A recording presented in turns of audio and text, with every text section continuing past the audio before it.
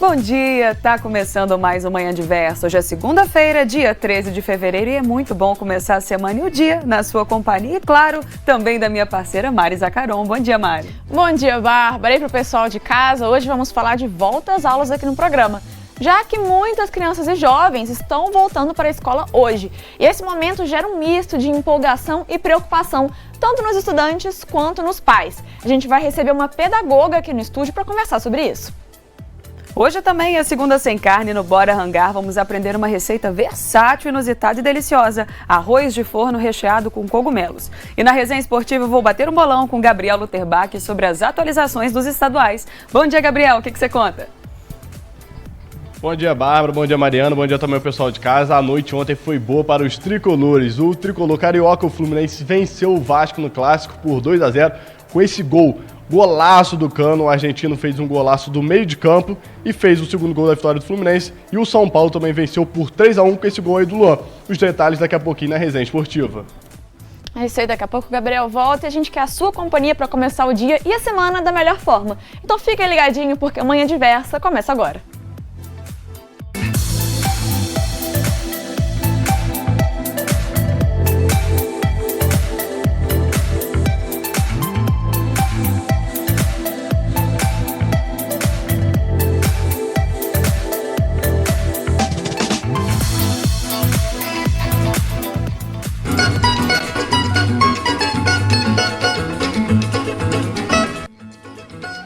Manhã Diversa de hoje já começa com comida boa, porque hoje é dia de segunda sem carne, né, Mari? É isso aí, uma segunda sem carne com mais uma receita vegetariana e deliciosa que vai ser arroz de forno recheado com cogumelo. Arroz de forno aí que é uma receita super versátil, né, que a gente já conhece várias versões, é um clássico dessas que é fácil de agradar, ainda dá pra fazer um reaproveitamento, mas eu vou deixar o chefe Arthur Veloso contar isso tudo pra gente. Bom dia, Arthur! Bom dia, Arthur! Bom dia, Mari, bom dia, Bárbara, bom dia pro pessoal que tá em casa. É isso, a Mari já deu a letra, né? A gente vai aprender a fazer uma receita que principalmente é isso, uma ótima receita de aproveitamento, é claro, sem proteína de origem animal. A gente vai usar hoje aqui o cogumelo para rechear um delicioso arroz de forno, né, meninas? Aí, arroz de forno não tem erro, com cogumelo então fica mais gostoso ainda. Super cremoso, né, saboroso, acho que vai dar tudo certo. Receita inusitada, então, ó, bora rangar? Bora rangar.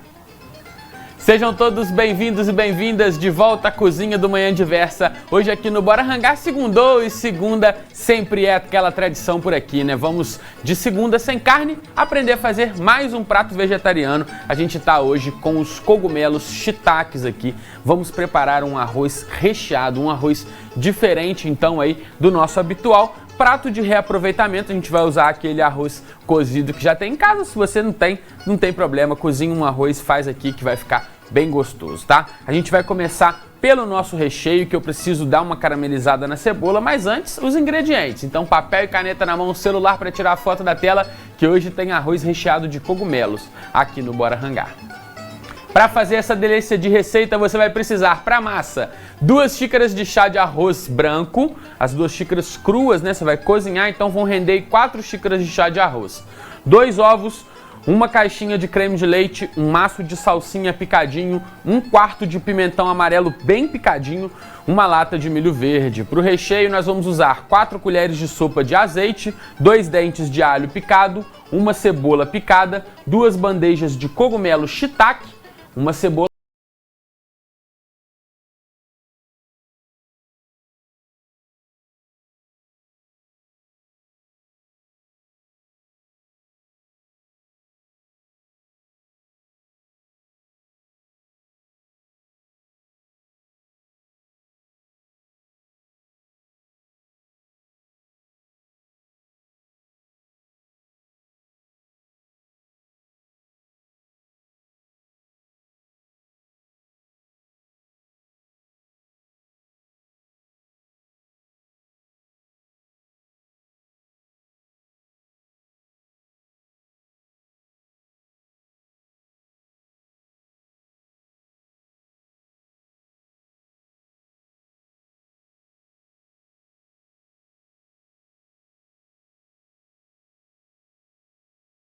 roxa, que é um pouquinho mais doce, para dar aquela equilibrada, mas a gente vai refogar elas aqui bastante, então por isso que eu começo com elas. Eu vou terminar esse recheio só no próximo bloco, para você ter uma ideia de como eu quero deixar essa minha cebola aqui, ó. Vou dar uma salteada só para misturar o azeite em toda a cebola e aqui é deixar elas fritarem, soltar toda a água, mudar de cor. De vez em quando você dá uma mexida, mas não fica mexendo toda a vida não, para ela também dar uma fritada, senão ela vai ficar soltando água e aí não vai refogar.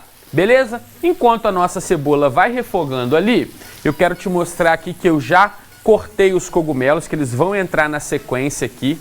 Então, ó, eu separei esse pratinho aqui, que é cogumelos que a gente vai usar por cima do prato, para poder mostrar, né, o recheio que é cogumelo. Então, eu separei uns pedaços mais bonitos, com talo, com tudo, ó.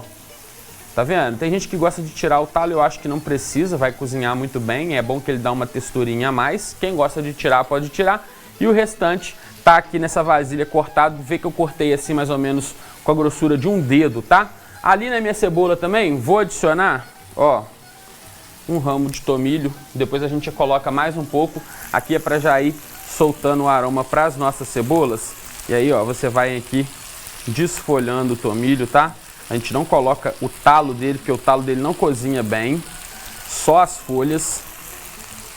Ó, porque senão depois alguém pode engasgar com o talinho de tomilho. Então de vez em quando você vem aqui e dá uma salteada, uma mexida aí nessa cebola e deixa ela aí dourando aqui, deixa ela aí caramelizando. É bastante azeite, justamente porque a gente quer essa cebola bem fritinha, tá?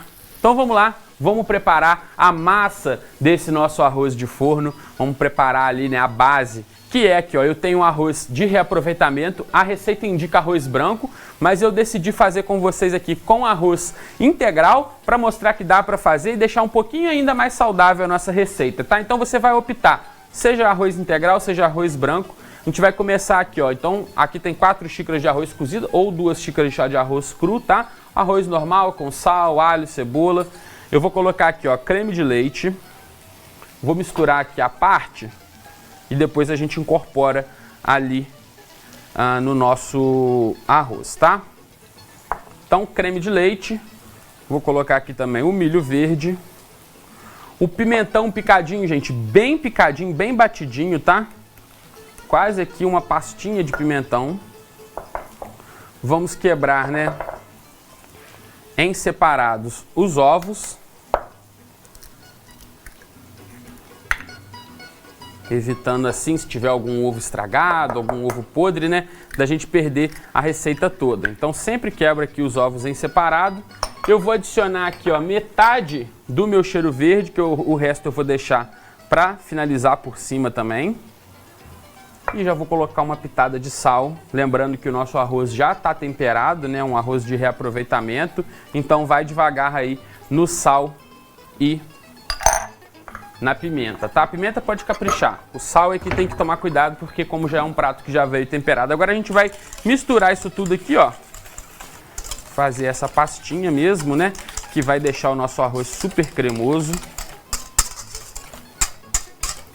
E aí, a gente mistura isso no nosso arrozinho.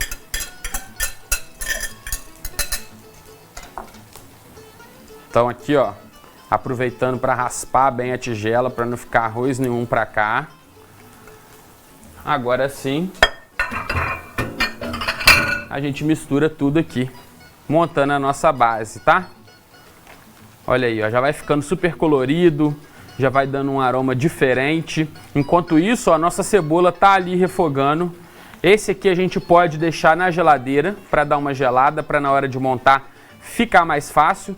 Então, ó, já vou pegar aqui, agora que misturou bem, né, o creme de leite, os ovos e todos os temperos do nosso arroz, vou trazer aqui para a geladeira.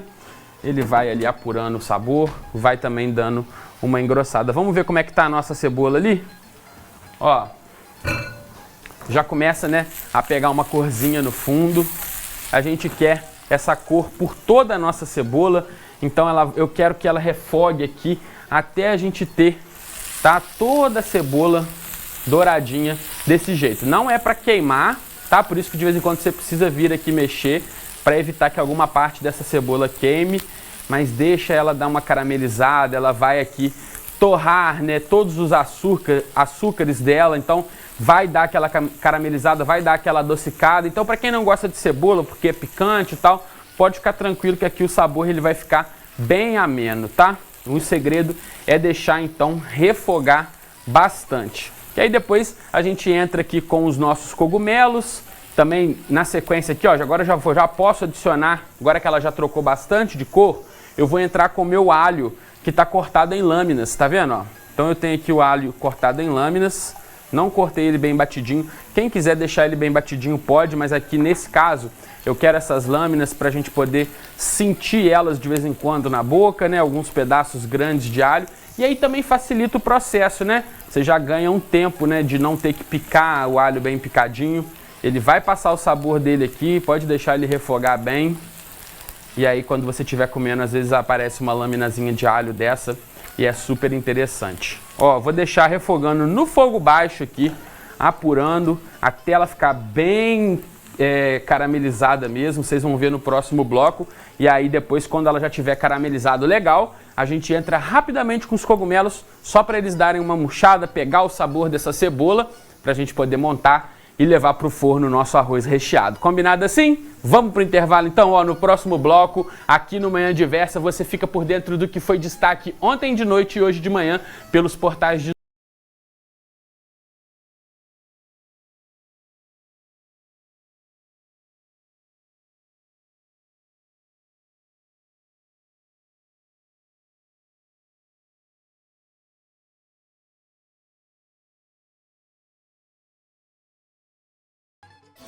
Manhã Diversa já está de volta, agora são 10 horas e 14 minutos. Vamos dar um giro para conferir os assuntos de destaque nos principais portais de notícias.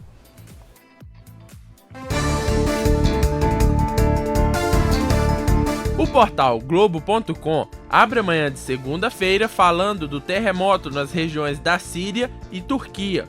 Os mortos já passam de 35 mil e, de acordo com a ONU, as buscas podem estar chegando ao fim. Apesar do tremor ter completado uma semana e das buscas mais lentas, pessoas com vida ainda são encontradas. No jornal Estado de São Paulo, a manchete é o escândalo envolvendo as dívidas fiscais da rede varejista Americanas. De acordo com o site, a loja enfrenta mais de 875 milhões de reais em dívidas com micro, pequenos e médios empreendedores, números que podem comprometer as atividades de mais de 6 mil empresas do segmento. O canal de notícias CNN Brasil destaca no portal a aparição de diversos OVNIs ao redor do mundo nos últimos dias. No início do mês, um suposto balão de espionagem chinês foi abatido na Carolina do Sul pelas forças americanas. Já no último domingo, outros 3 objetos voadores não identificados foram vistos sobrevoando os Estados Unidos e Canadá. Os objetos acenderam uma crescente crise diplomática entre as duas maiores economias do mundo. O jornal Estado de Minas fala da paralisação por tempo indeterminado dos trabalhadores da FEMIG. O atendimento nas unidades de saúde vai ser feito por meio de escala mínima. Os trabalhadores reclamam do aumento da carga horária, terceirização dos hospitais públicos e cortes de direitos para pais de filhos especiais. O portal Tribuna de Minas destaca o fim da cobrança de pedágio na BR-040 no trecho que liga Juiz de Fora ao Rio de Janeiro a partir da próxima quinta-feira. A medida acontece após o fim da medida judicial que permitia à Concer operar o trecho, mesmo após o encerramento da concessão há 2 anos. De acordo com a NTT, o Departamento Nacional de Infraestrutura e Transportes, o DENIT, vai operar o trecho até que a nova concessionária seja escolhida em leilão.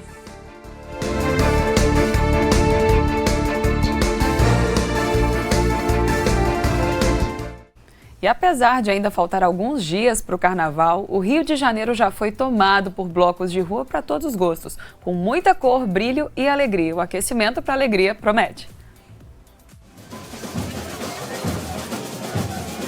Purpurina, sol na cara e muitos sorrisos. É clima de carnaval no Rio de Janeiro.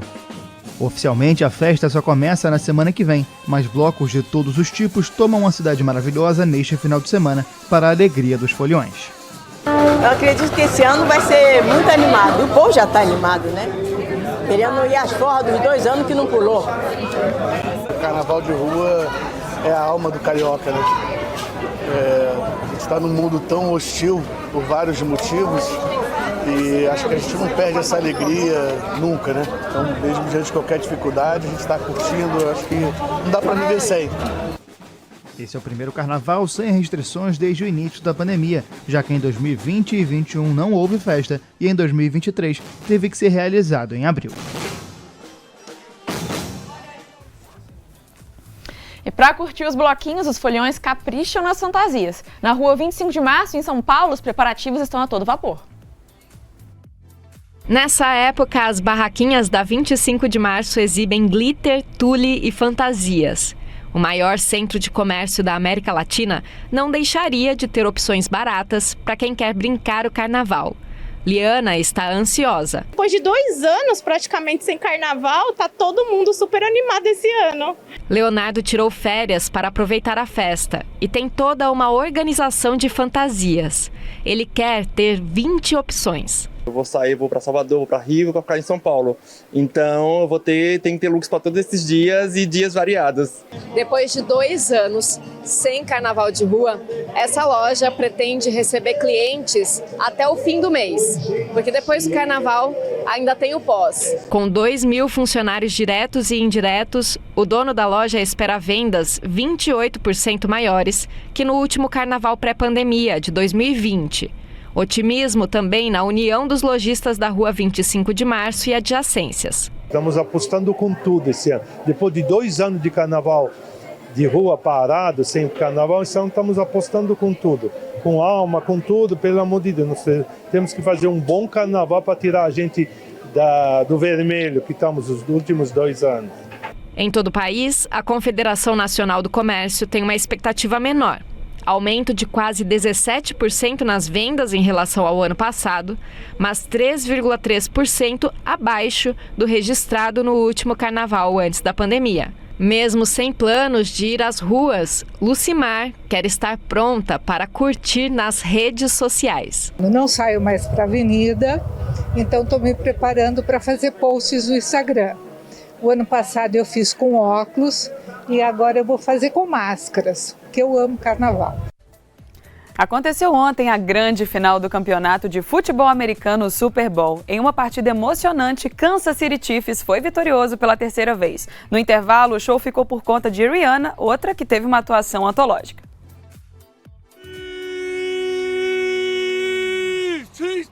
Viradas, polêmica de arbitragem, decisão só no finalzinho. Na noite de domingo, o Super Bowl, a grande final do futebol americano, teve tudo que uma boa decisão precisa para entrar para a história.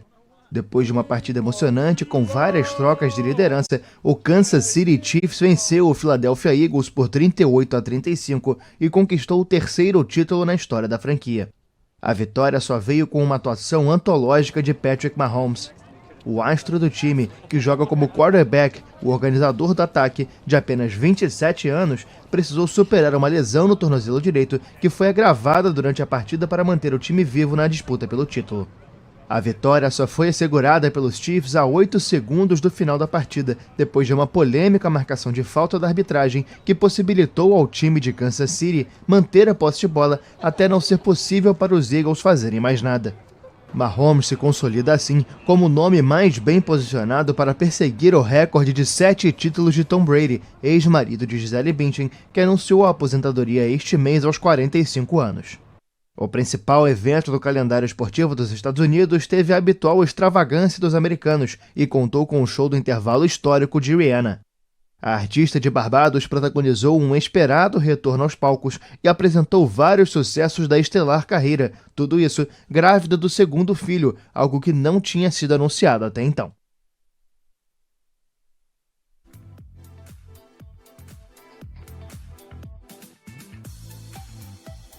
Mari, tudo assim, digno de Super Bowl, né? Uma gravidez, uma nova gravidez anunciada, né? Ali nas entrelinhas, porque a gente foi vendo, tinha uma barriguinha ali que ninguém esperava. Eu até brinquei lá em casa, eu falei, o pessoal tava esperando um novo álbum da Rihanna, veio que é um novo filho. Pois é, né? O pessoal tá esperando já há muito tempo, né? A Rihanna fez aí uma volta recente, lançou músicas novas, participação na trilha sonora do novo filme Pantera Negra, enfim, e aí o anúncio do show do Super Bowl também foi super aguardado pelos fãs, super comemorado, porque realmente ela tava muito tempo longe dos palcos, palcos. 6 anos, assim, sem fazer shows. E aí, essa volta dela, né, pros palcos marcada aí pelo Super Bowl, todo mundo tava realmente aguardando que ela ia fazer um anúncio, aproveitar a data pra fazer um anúncio aí de uma nova turnê ou de um novo álbum, mas anunciou um novo bebê. Ela fez um anúncio, né, de alguma forma. Pois é. E também, ó, os Chiefs, né, Kansas City Chiefs, de virada, conseguiram levar aí a melhor e foi um jogaço, assim, eu não conseguia me desprender, eu falei, gente, eu preciso dormir, porque amanhã eu tenho que estar aqui ao vivo para apresentar o meu programa, mas foi um jogaço, valeu a pena ficar até o final, porque foi de virada e foi merecido. Pois é, e o Super Bowl, que é esse grande evento aí, principalmente para os Estados Unidos, né,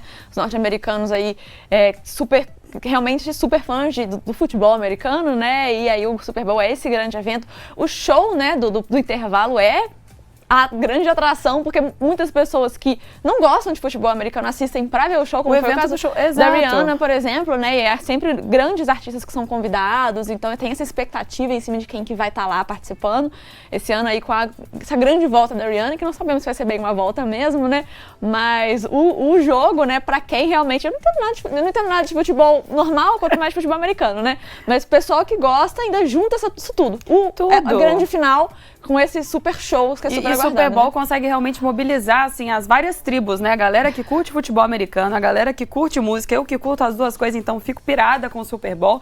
E além de tudo, assim, realmente é algo que mobiliza tanto, que é o intervalo mais caro, né, da TV. Então, assim, imagina o público, a quantidade de pessoas mundialmente que não está assistindo. Pois é, realmente é uma coisa de outro nível, né, Bárbara? De outro nível, e foi fantástico. Isso aí, ó, vamos mudar de assunto um pouquinho agora para falar de educação. As matrículas na educação básica registraram alta em 2022 e a aprovação de alunos começa a atingir os índices pré-pandemia. Os dados são do Censo Escolar. A pesquisa revela aumento no número de matrículas em 2022 na maioria das etapas de ensino e confirma que as aprovações começam a voltar ao patamar pré-Covid-19.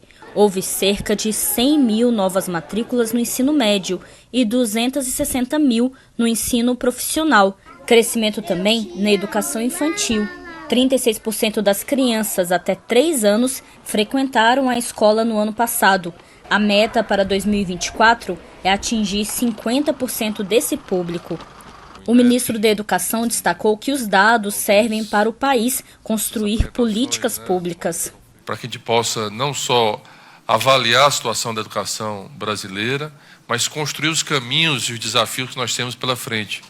Nenhuma política pública ela existe com êxito se ela não for planejada, e o planejamento só existe se tiver informações. No próximo bloco, vamos falar de volta às aulas. Esse momento pode ser desafiador tanto para os estudantes quanto para os pais. Por isso, vamos receber uma pedagoga aqui no estúdio. O intervalo é super rapidinho e a gente já volta.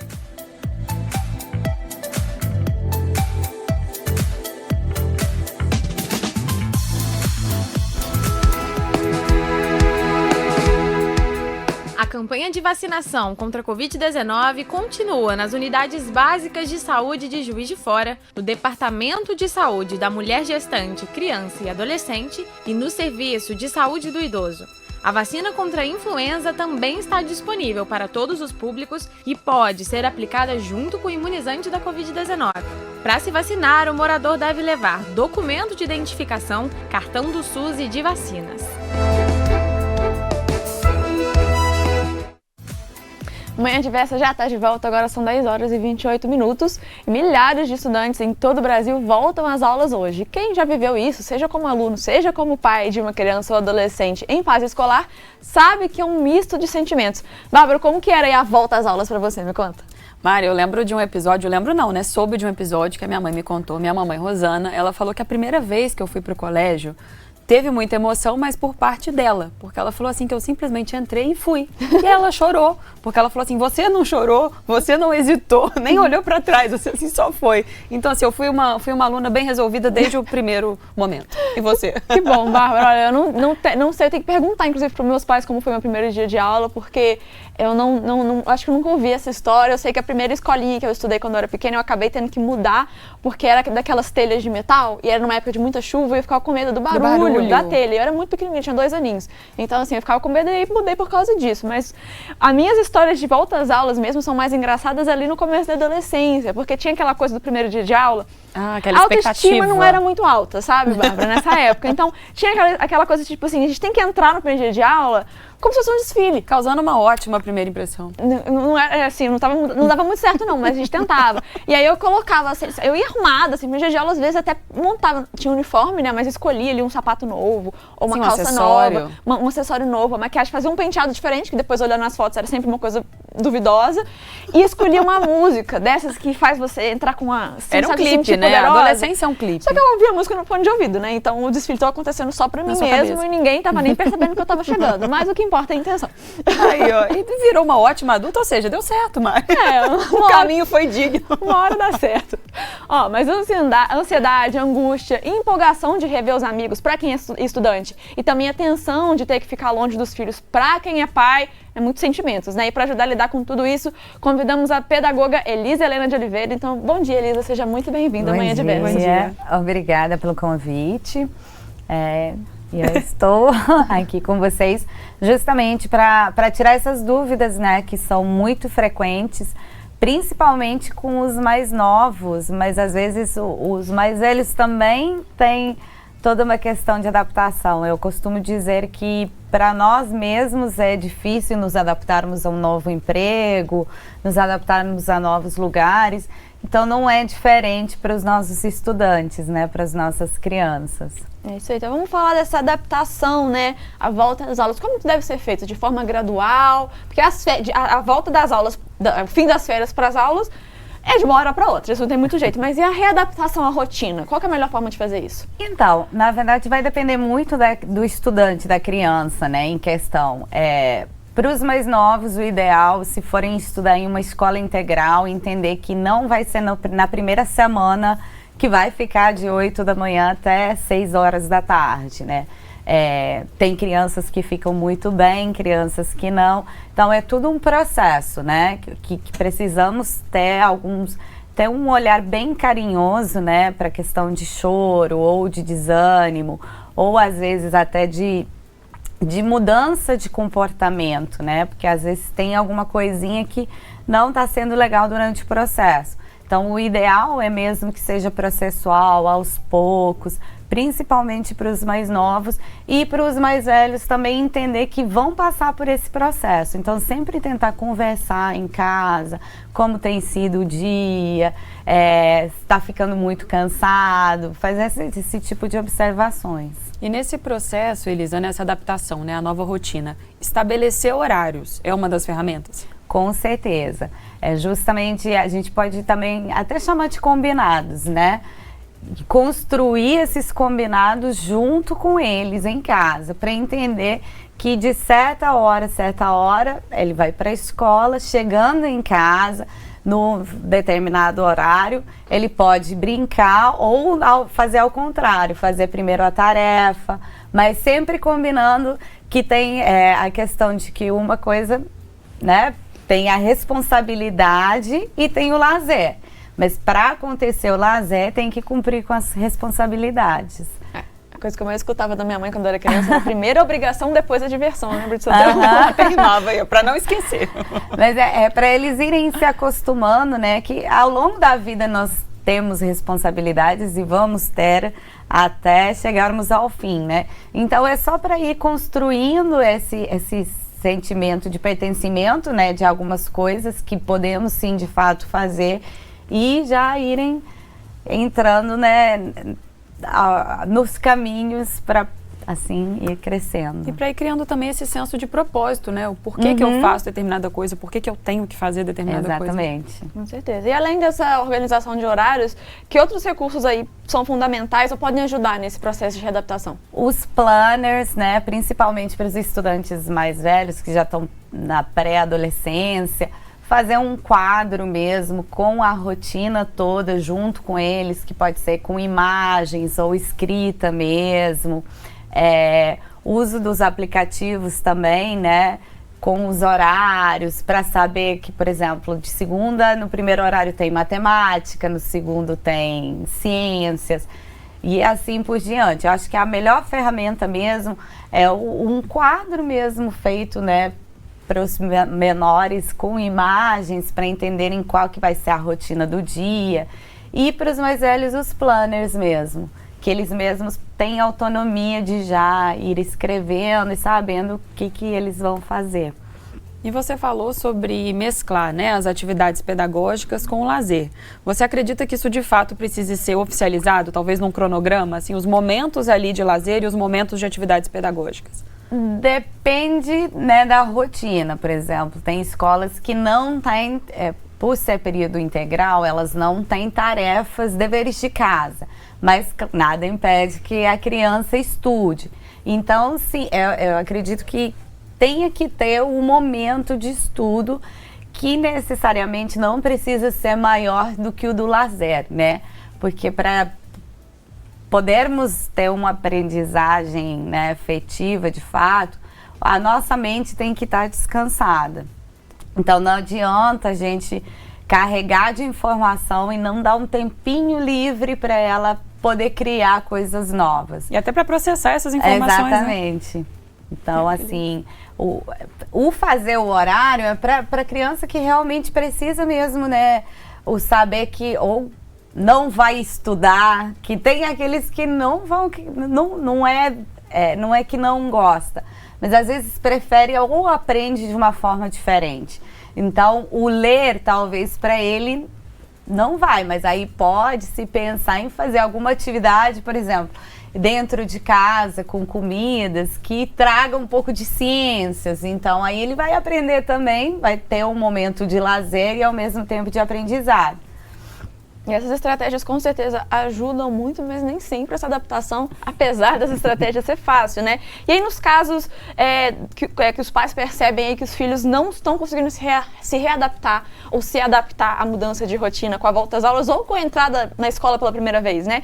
O que fazer? Como proceder? Buscar auxílio profissional? Existe algo que eles podem fazer aí para facilitar? O ideal, num primeiro começo, é entrar em contato com a escola para procurar dentro da escola estratégias e entender o porquê que essa adaptação não está sendo efetiva, né?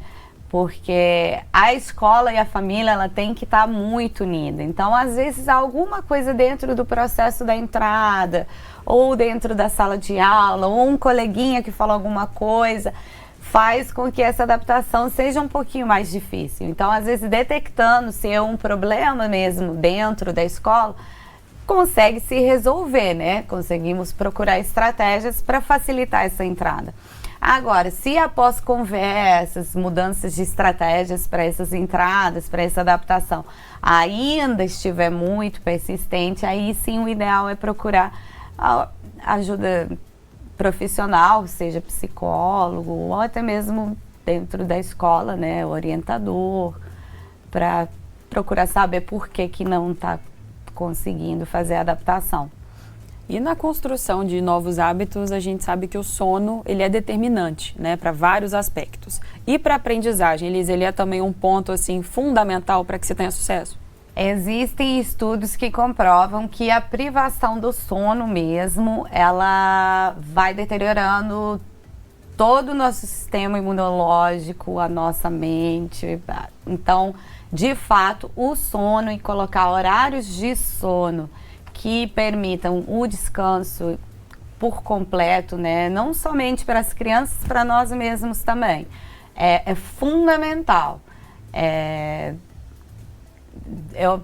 Veio na minha cabeça a minha sobrinha, que ela teve uns problemas e TikTok e redes sociais, né? A Vários madrugada estímulos, inteira. né?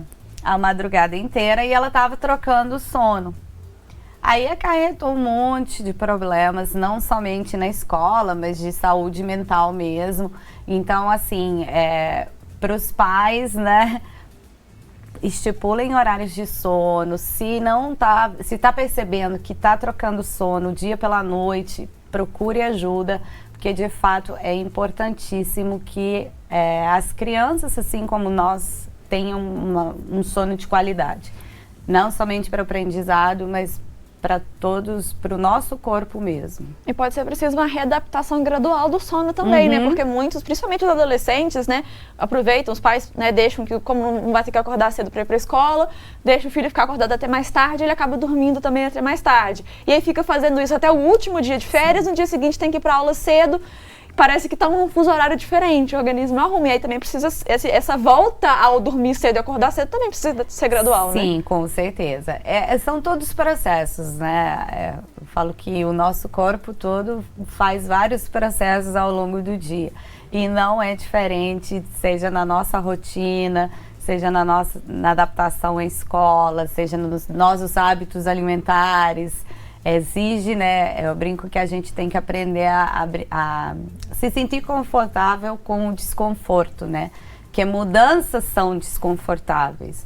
Então, às vezes, precisamos entender esse desconforto para torná-lo confortável.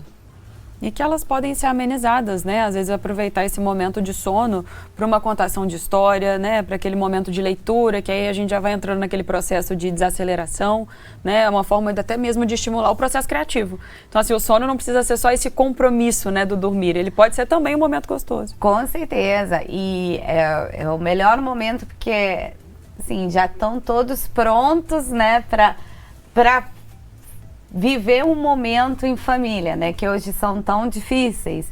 Então, a contação, você tocou num ponto muito importante, a contação de histórias, ela nos permite viajar para outros mundos, seja o mundo da fantasia, seja um mundo, outro país. As histórias são sempre muito bem-vindas. Podemos tratar problemas de socioemocionais, com histórias. Então, assim, a contação de histórias para o momento do descanso, do dormir, pode ser em outros momentos também, mas é fundamental e é uma atividade riquíssima em vários aspectos. E para a gente saber daqui a pouquinho, né, o que mais fazer nesse processo de readaptação, a gente já segue com o nosso bate-papo. Então, a Elisa Helena está aqui com a gente para ajudar nessa missão. E no próximo bloco, então, você pode participar mandando a sua pergunta ou comentário para a gente. O WhatsApp é 32 99939 7416 e também dá para mandar sua mensagem pelo QR Code que aparece aí na sua tela. O intervalo é bem rapidinho e a gente já volta.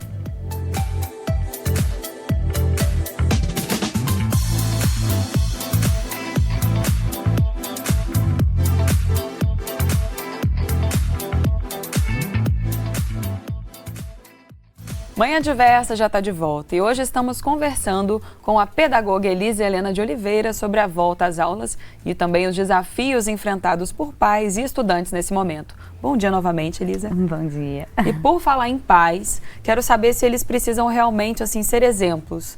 A rotina da casa como um todo, ela precisa ser regrada para que a criança ou adolescente consiga também se organizar? Com certeza. Eu falo até por nós, professores, né? Nós somos o exemplo. Então, se eu quero que alguém faça alguma coisa, eu tenho que mostrar que eu também faço. Então, não adianta, de repente, ir na escola e ter alimentos saudáveis na escola e querer que a criança coma esses alimentos saudáveis na escola, sendo que em casa só se come salgadinhos, biscoitos de chocolate e tudo mais. Então, para a criança se adaptar, né, é importante que os responsáveis também façam essa adaptação à nova rotina, né, aos novos hábitos, ao dormir cedo, né, acordar cedo, porque afinal de contas, as crianças dependem dos pais, né? Então, se o pai for dormir tarde e a criança for dormir tarde, aí no outro dia para acordar nenhum dos dois vão acordar. Então é extremamente fundamental que a rotina seja para todos e não somente para as crianças. Essa rotina de volta às aulas, ela vai muito além da simplesmente volta para a escola, né? Também envolve, como a gente já falou, sobre o sono, também envolve organização de horários para estudo e lazer, até mesmo alimentação, momentos em família. Mas agora vamos falar um pouquinho sobre a rotina de aprendizagem propriamente dita, né? Como que os pais podem se envolver e contribuir nessa questão do aprendizado?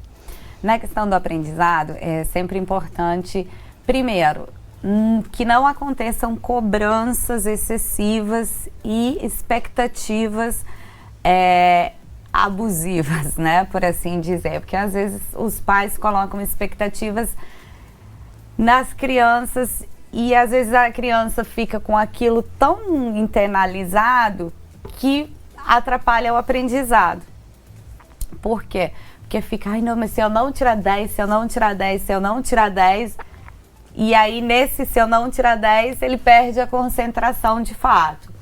Então, primeiramente, conversar, né? Ver se está com dificuldade, se não está com dificuldades. Se a escola chamar para conversar, vão para a escola. Que às vezes é algum detalhezinho que está precisando de algum ajuste, né? Seja no estudo dentro da escola ou em casa. Então, sempre pegar o caderno para ver as anotações, tentar conversar com o professor para ver como que está o andamento. Que às vezes pensamos que está tudo bem e às vezes não está, né? E entender que todos temos mais facilidades para umas coisas do que para outras. Então, por exemplo, eu sou péssima de matemática. Não gosto de matemática, para falar a verdade. Mas em outras coisas, por exemplo, as áreas de línguas, eu sou muito melhor. Então, existe um equilíbrio. Então, as crianças, ninguém é perfeito. Então, não podemos esperar que as nossas crianças sejam perfeitas também. Então, fazer esses alinhamentos são extremamente importantes. E coincidentemente, né, você perguntou sobre o envolvimento dos pais, Mari, nessa dinâmica, né, das aulas, e a pergunta do Humberto, que está acompanhando o nosso programa, ele é lá de Sorocaba, e ele pergunta o seguinte, ele fala primeiro, a tarefa de casa é minha maior dor de cabeça. Devo ajudar ou não meu filho? Ele tem 7 anos. Que recado que a gente pode dar para o Humberto com relação a essa atual dor de cabeça? Bom, na verdade, em casa, né, que foi a maior dor dos pais durante a pandemia, vocês não são professores. Claro que, se puder ajudar, tente fazê-lo com amor e não se cobrando também. Que existe a autocobrança do pai de que às vezes não consegue. Então, se for ajudar, é ótimo, porque permite mais contato entre, né, as relações vão se fortalecendo, desde que seja uma coisa prazerosa para os dois, né? Não seja uma coisa de tensão nervosa, de ai, mas eu não sei, mas eu não consigo, mas como que você não sabe?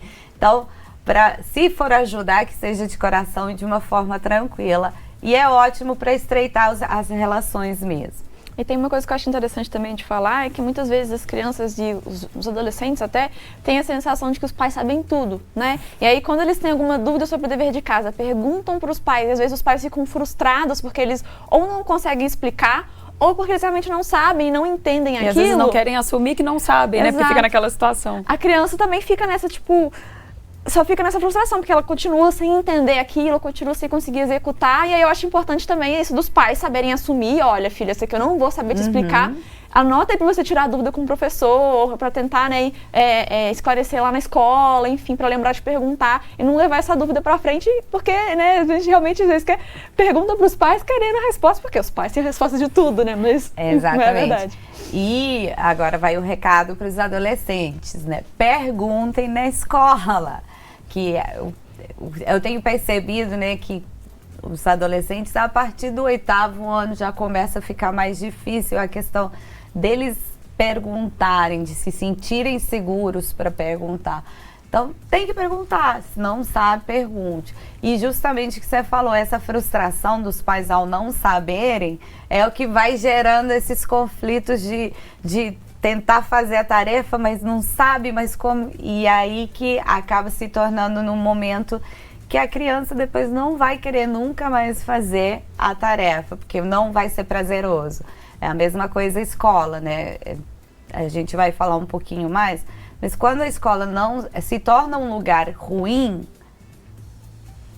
não faz sentido para a criança. Então, temos que tomar muito cuidado ao mudar as crianças de escola, justamente porque tem que ser uma coisa que faça sentido. E você falou de mudança de escola, eu vou aproveitar para fazer a pergunta sobre esse assunto, porque eu justamente queria saber que dicas que você dá para os pais para ajudarem, né? Quando é preciso mudar a criança de escola, seja por uma questão, às vezes, financeira, de preço de mensalidade, ou de logística, por proximidade com a casa, às vezes a família se mudou, enfim. Por diversas questões, às vezes pode ser preciso mudar a criança de escola, e esse processo de adaptação não é fácil, né? Que dicas que a gente pode dar aí para ajudar um pouquinho os pais e as crianças nessa hora? Primeiramente, conversarem com as crianças, sendo honestos do motivo da mudança da escola, se for uma coisa que partiu por parte dos pais, né? Às vezes a criança mesmo quer mudar por algum conflito dentro da escola, mas se for o caso dos pais fazerem essa escolha, conversar com as crianças, explicar o porquê e levar a criança para conhecer a escola, né? E nessa primeira semana de aula, ter muita paciência, um olhar muito carinhoso, porque vai conhecer pessoas novas, vai ter que se enturmar novamente, vai ter que fazer o processo todo, né, da outra escola numa escola nova, e isso assusta. Então, se tiver, faça um ritual de casa até a escola, conversando. Vai na padaria, vai criando momentos para tirar essa tensão da criança antes de chegar na escola, para ser um caminho prazeroso. Eu acho que é fundamental mesmo tentar entender e escutar, né, a criança, porque às vezes as crianças falam, elas têm opinião, né? E precisamos ouvi-las justamente para saber se vai ser uma coisa que vai beneficiar ou não a criança. E esse diálogo e esses rituais, até mesmo para as crianças que não necessariamente vão mudar de escola, exatamente, né? Mas que vão ter uma nova rotina, novas amizades, às vezes um novo professor ou professora, né? Então isso já é um bom caminho. A gente recebeu mensagem também da Jéssica de Contagem. Ela mandou o seguinte: Elisa, tenho dúvida em relação ao dinheiro que dou para o meu filho lanchar.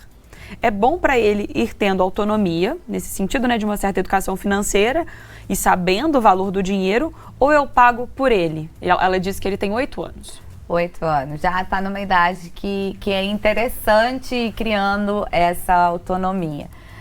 Aí, na verdade, tem algumas possibilidades, né? Porque se o dinheiro é para o lanche, ele vai entender que se ele não comprar o lanche, ele vai ficar com fome. Então, ela vai descobrir.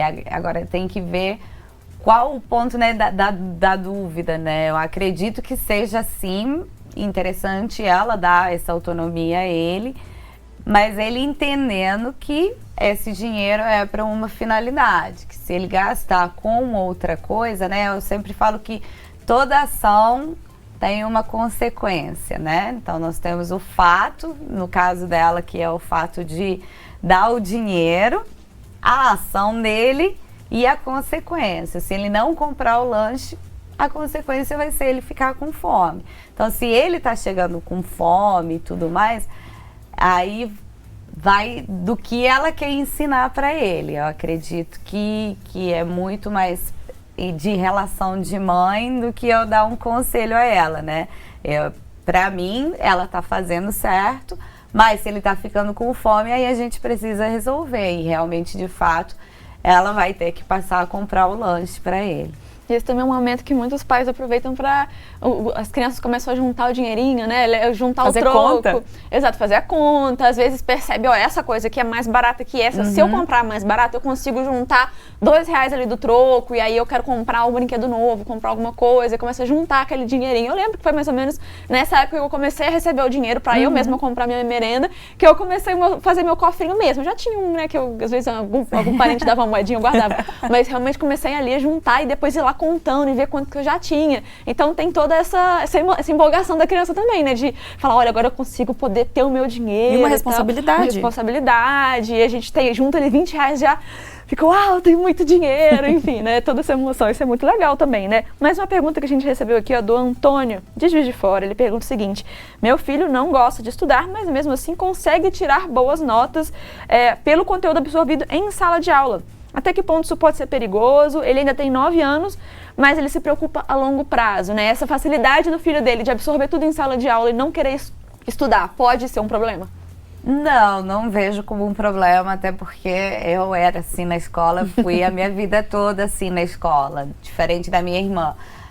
A gente tinha um professor de história que ele sempre falava que eu era inteligência prática e a minha irmã teórica. A minha irmã gostava muito de ler, muito de estudar mesmo, e eu já não, eu já preferia fazer ali, já faz, pronto. Não é um problema. Não vejo como problema, e a longo prazo ele só talvez não chegue a tirar as melhores notas, né, do mundo, porque nem tudo a gente absorve uma boa parte, mas sempre tem algum conteúdo a mais que vai constar no livro ou na apostila da criança. Então, assim, é só entender a criança mesmo, né, já tem 9 anos, vai crescendo, ele vai entender que em algum momento ele vai precisar estudar um pouco mais. Então, assim, não é uma coisa que tem... Se ele está atingindo os objetivos de aprendizado, não precisa se preocupar com esse estudo a mais em casa. Agora, para um futuro na faculdade, a própria criança vai entender, já não vai ser mais criança, vai entender que ele vai precisar fazer um esforço a mais. Mas não é problema nenhum. Ao contrário, seria um problema se não estivesse atingindo os objetivos de aprendizagem. E um ponto até que talvez acalme, né, o Antônio nessa circunstância é entender os diferentes tipos de inteligência, como você colocou muito bem, né? Então, às vezes a gente rotula, né, coloca a inteligência como algo absoluto e que demande uma atividade X, quando na verdade ela tem 1001 formas, né? Exatamente. Tem estudantes nossos que durante a pandemia preferiam ouvir podcasts do que ficar lendo ou assistindo vídeos. Então, vai muito de cada um. Eu, por exemplo, eu só gravo mesmo escrevendo. Eu tenho que escrever para gravar. Então, talvez essa criança tenha o seu próprio método de aprender, que justamente onde cai que ele tira notas boas. Ele já entendeu. E você falou de pandemia, Elisa, tem algum resquício aí ainda desse período, dessa transição relativamente recente, né? Das aulas virtuais para as aulas presenciais, e qual dica dá, em geral, para a gente finalizar a nossa entrevista, para quem está nesse retorno aí, nessa volta às aulas? Eu acredito que não seja um resquício, na verdade, tudo que nós estamos presenciando hoje só veio à tona na pandemia mais forte, né? Que são os problemas de ansiedade, de medo, o uso excessivo das redes sociais, de celulares, de Chromebooks. Infelizmente, isso eu tenho visto muito, e a dificuldade em mediar conflitos entre eles, né? E é uma necessidade de atenção constante que eles precisam, parece que está gritando, né? Sem eufemismos, né? Aquela coisa que chega de forma tensa. Chega de forma e assim, eles precisam de mais espaços de diálogo para se sentirem seguros. Então, para os pais que estão assistindo, dialoguem com eles, conversem, mas sem forçar. Vai um pouquinho um dia, outro pouquinho outro, que eu tenho sentido que as crianças como um todo, desde os pequenos até os mais velhos, precisam desse diálogo, precisam serem ouvidos, assim como ouvir o que nós temos a dizer para eles também. Elisa, muito obrigada pela sua participação aqui hoje, né? Obrigada. Com certeza ajudou muita gente aí nesse momento, e como a gente viu, as perguntas que foram chegando aqui causa angústia por diferentes motivos, né? Cada caso é um caso, mas a angústia tá ali de algum jeitinho, sempre tá, e é bom a gente ter essas informações para poder sempre lidar com isso da melhor forma. Então, muito obrigada pela sua presença aqui hoje. Eu que agradeço. No próximo bloco tem mais Bora Rangar, e hoje é segunda sem carne. Estamos aprendendo a preparar um arroz de forno recheado com cogumelos. Agora são 11 horas em ponto e Manhã Diversa já volta. A gente...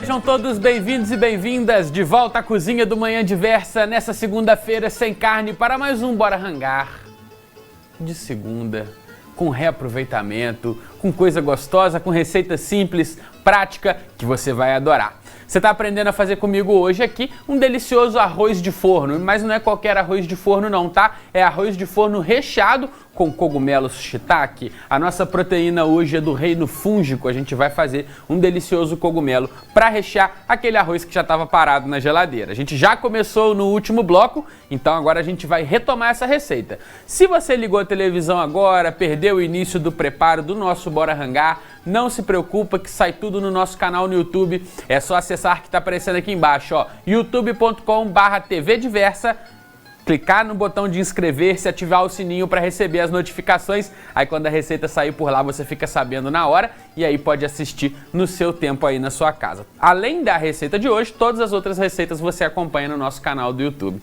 Então bora para a receita? Papel e caneta na mão, celular para tirar a foto da tela, que hoje tem arroz com cogumelo aqui no Bora Hangar. Para fazer essa receita de arroz recheado de forno, você vai precisar de 2 xícaras de chá de arroz, 2 ovos, uma caixinha de creme de leite, um maço de salsinha, 1/4 de pimentão amarelo bem picadinho, uma lata de milho verde. Para o recheio, nós vamos usar 4 colheres de sopa de azeite, 2 dentes de alho picado, uma cebola picada, 3 bandejas de cogumelo shiitake, uma cebola roxa, um ramo de tomilho, uma xícara de chá de azeitonas pretas e uma caixinha de creme de leite. Ó, no primeiro bloco, a primeira coisa que eu fiz é o que tá aqui nessa panela. Ó, já tô reaquecendo, na verdade, né? Ficou pronto em mais ou menos 10 minutos. É a nossa cebola, tanto a roxa quanto a caramelizada, quanto a branca, né? Que a gente deixou aqui caramelizando no azeite. Depois, quando tava no meio do caminho, que elas já tinham murchado bem, eu entrei com o nosso alho picado em lâminas, tá? E agora eu acabei de religar aqui, então o ponto é esse, ó, tá vendo? Quando elas murcham bem, ficam bem marronzinhas assim, ó, denotando, né, mostrando pra gente que o açúcar que estava presente ali virou caramelo, né? Então ele dá uma intensificada nos sabores do açúcar dessa cebola, reduz a picância e deixa tudo mais saboroso. O cheiro que fica aqui no estúdio, ó, só dessa cebola caramelizando aqui no azeite já é impagável, né? Aí as lâminas de alho a gente entrou com elas no meio do caminho, entra com elas depois porque elas queimam mais rápido, tá? Então a gente foi aqui meio que confitando, né, fritando aqui em baixa temperatura no fogo baixo, tá? Lá no primeiro bloco também eu te ensinei a preparar a nossa massa. Eu vou pegar ela aqui na geladeira agora, que ela já ficou pronta, ó. Então a gente tem aqui 2 xícaras de chá de arroz cru, que a gente cozinhou, então elas viram aí 4 a 5 xícaras de chá de arroz mais ou menos. E aí eu misturei aqui no creme de leite, no ovo, coloquei também sal, pimenta do reino, salsinha picadinha, o nosso pimentão picadinho e a nossa lata de milho verde, fazendo a massa aqui do nosso arroz, tá? Eu vou prosseguir com o recheio. Essa massa então é legal, ela vai para a geladeira, é legal você deixar ela dar uma gelada para você conseguir modelar depois o seu arroz para ele ficar bem bonito, tá? Então vamos prosseguir com o recheio, que agora a gente tem que continuar ali, ó. Eu vou colocar, antes de colocar o cogumelo, eu vou colocar uma pitada de sal e vou pôr também uma pitada de pimenta do reino, que é já para poder a pimenta do reino ir ativando o sabor dela aqui, o sal para temperar essa cebola, para ela ficar mais gostosa ainda do que ela já tá? Então agora que ela tá bem douradinha, a gente vai, ó, com a panela quente agora, eu vou dar uma aquecida na panela, vou deixar essa temperatura subir um pouco, que aí eu vou entrar agora com os nossos cogumelos, tá? Então, ó, o cogumelo eu cortei ele assim, ó, numa espessura mais ou menos de 1 dedo, porque o cogumelo ele murcha muito, tá? Quando você vai e leva ele ali pro calor. Então, se você corta muito fininho, vai desaparecer os seus pedaços de cogumelo. Então, ó, vamos entrar com eles aqui e dar aquela boa refogada neles, tá?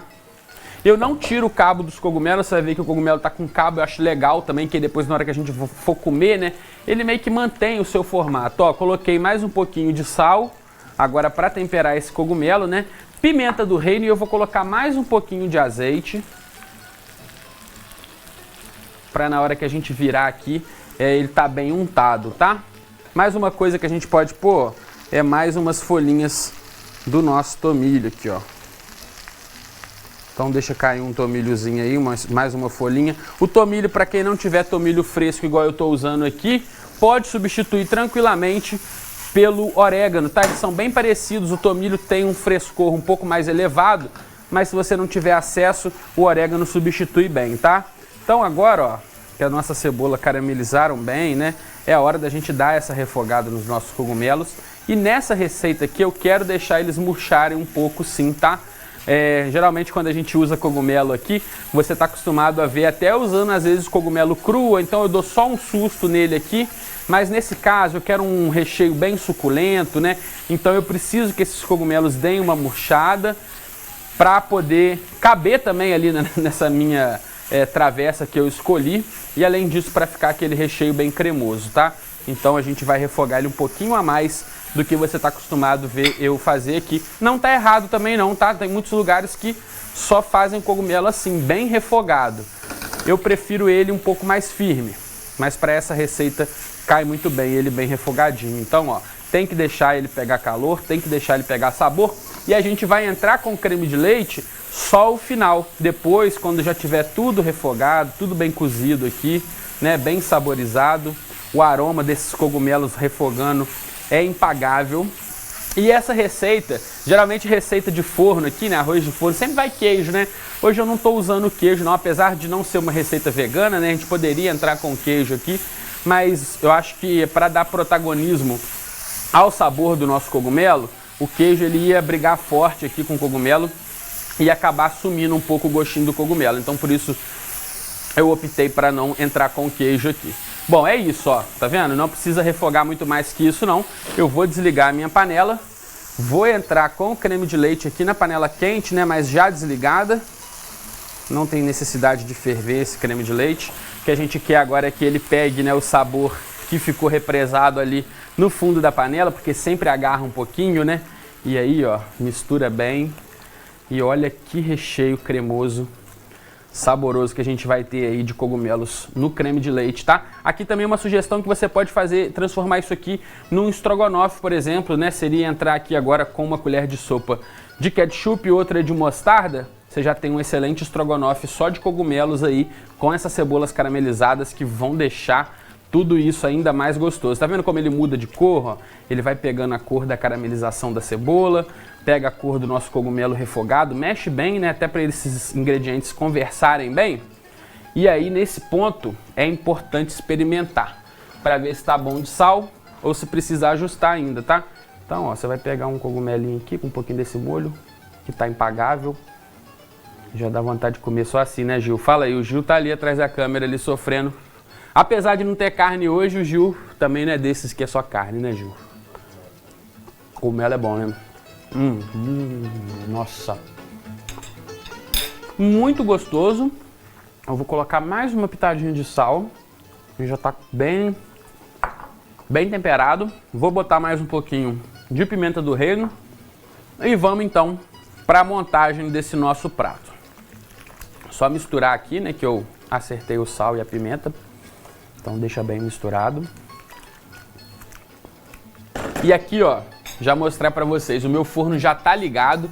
Temperatura máxima aqui, 250 graus, que é rapidinho ali, só para dar uma casquinha por cima do arroz. Já tá tudo pronto, então não tem muito tempo de forno. É só para dar aquela estruturada e dar uma casquinha, aquela gratinada por cima do arroz. Ó, eu vou só aqui retirar o que a gente não vai usar mais, pra gente poder fazer a montagem desse prato maravilhoso. Prometi para vocês uma receita prática e fácil hoje, então vocês viram aí que não tem mistério, não tem desculpa para não fazer em casa. Dá para substituir o cogumelo aqui se quiser fazer com carne, tá, gente? Pode fazer a adaptação que vocês quiserem aí, tá liberado. Quiser fazer com outro sabor, sem carne também, palmito vai ficar legal aqui, né? Tem muita coisa bacana que dá pra gente usar. Ó, vou ajeitar aqui a primeira camada do nosso arroz. Então eu joguei metade aqui para minha travessa, né? Na sequência a gente entra com os cogumelos cozidos. Gabriel, meu diretor, falou comigo: ah, tá me dando tempo, ó, tá quase acabando. Tempo certinho aqui pra gente encerrar e colocar no forno. Então olha aí, esse recheio super cremoso que a gente dá aquela ajeitada, né? Pra ele assentar aqui. Bem recheado, bem caprichado aí no cogumelo, então para todo mundo comer bem. E aí a gente finaliza aqui, ó, com aquela camadona, mais uma desse arroz bem cremosinho, né? Então, receita simples, que não tem mistério. Você pode fazer a sua adaptação, algum ingrediente que tem aqui que você não gosta ou que você não tem. A receita é sua, tá, gente? Eu sempre falo isso, né? O importante é fazer. Usa como inspiração. A cozinha é esse local de exercer a criatividade, de deixar as coisas do nosso jeito. A gente não é obrigado a seguir exatamente as receitas que a gente vê na televisão ou nos livros, na internet, por aí. A gente pode dar o nosso carinho, dar a nossa cara, e eu acho que é isso que deixa tudo mais gostoso. Aqueles cogumelos, ó, que eu separei, é claro que eu vou colocar eles aqui, ó, bem bonitões, tá vendo? Para fazer essa cena aqui, né, para mostrar, né, de que é feito esse prato. Eu acho que dá um valor todo especial. E aí, ó, a gente vem com mais uma regadinha de azeite por cima. Capricha aí para ficar bem molhadinho, bem saboroso o seu arroz. Agora é só levar para o forno, esperar dar aquela dourada por cima, servir, experimentar e ser feliz, né, que é o mais importante. Então, ó, arroz de cogumelo para o forno e o Manhã Diversa vai para um rápido intervalo. No próximo bloco, você fica por dentro dos destaques do jornalismo do nosso portal de notícias Diversa.tv. A gente vai falar também sobre um projeto muito bacana que promete traduzir o samba no sambódromo para o pessoal que tem deficiência auditiva. Então acho que tem tudo a ver comigo, eu gosto muito de carnaval, vou ficar ligado no próximo bloco, assim como você, tá? A gente vai para o intervalo rapidinho e já já a gente volta, não sai daí não.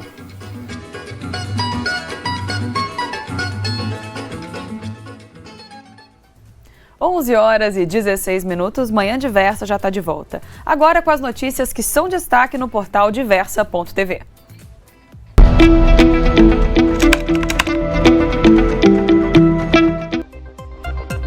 E a Renata Monteiro já está a postos para conversar com a gente. Bom dia, Renatinha, o que você conta?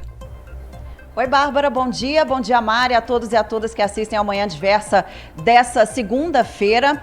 Vamos trazer informações, falar da Síria e também da Turquia, né, do terremoto que aconteceu lá, inclusive há uma semana, completa uma semana que aconteceu o terremoto de magnitude 7,8 na escala Richter. Vamos atualizar o número de mortos, tá?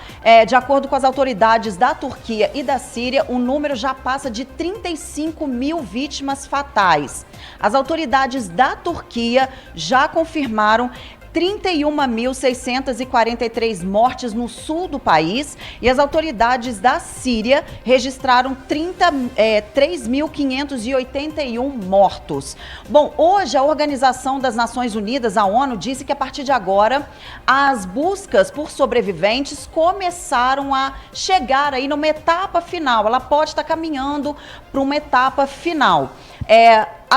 De acordo com a ONU, né, agora o foco é mesmo garantir as condições básicas, né, dos sobreviventes e também dos desabrigados, garantir também abrigo para essas pessoas que realmente ficaram sem condições aí de sobrevivência, embora eles tenham sobrevivido a esses terremotos. Então, o foco da ONU agora é realmente garantir as condições básicas para essas pessoas. Os resgates também, eles estão lentos, de acordo com as autoridades dos dois países. E a população agora começa a questionar quais podem ser aí, quem pode ser os responsáveis ou quem podem ser os responsáveis, né, pela falta de trabalhadores específicos desse tipo de resgate, né?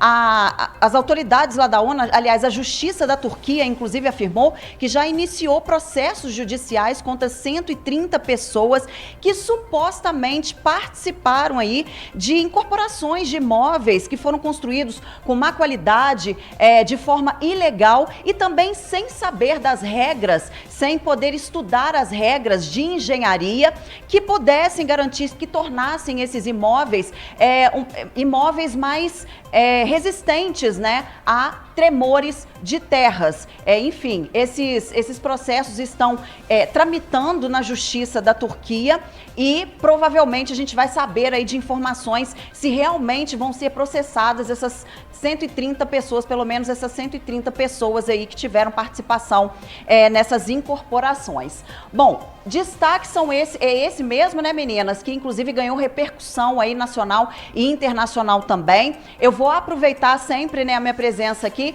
para poder chamar e convidar o pessoal para assistir ao nosso jornal Diversa em Rede. A gente vai trazer também informações atualizadas sobre esse assunto. Hoje é dia do esporte, inclusive a gente vai falar sobre assuntos, enfim, importantes sobre campeonatos estaduais. A gente vai falar também sobre a final da Supercopa Feminina, falar de Super Bowl também, porque teve um retorno aí à cena musical da Rihanna, né? Então tudo isso no nosso jornal Diversa em Rede a partir das 9 da noite ao vivo, e também todas as informações estão no nosso site da TV Diversa. Eu volto com vocês. Obrigada, Renatinha. Tem então informação sobre esporte no jornal, né? Diversa em Rede às 9 da noite. Tem também na resenha daqui a pouquinho, aqui com Gabriel Luterbach. E para mais informações, tem o nosso portal diversa.tv. Isso aí, obrigada, Renata.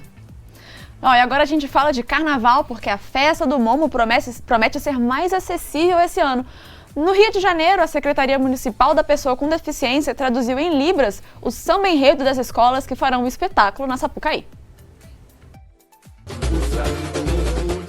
A maior festa popular do país agora tem os sambas enredos traduzidos para Libras, a língua brasileira de sinais.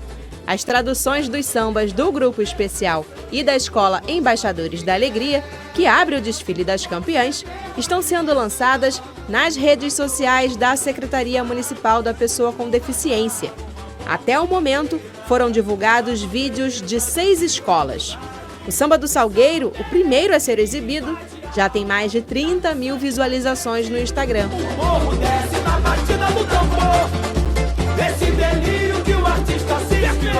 De acordo com o IBGE, cerca de 10 milhões de pessoas possuem deficiência auditiva no Brasil.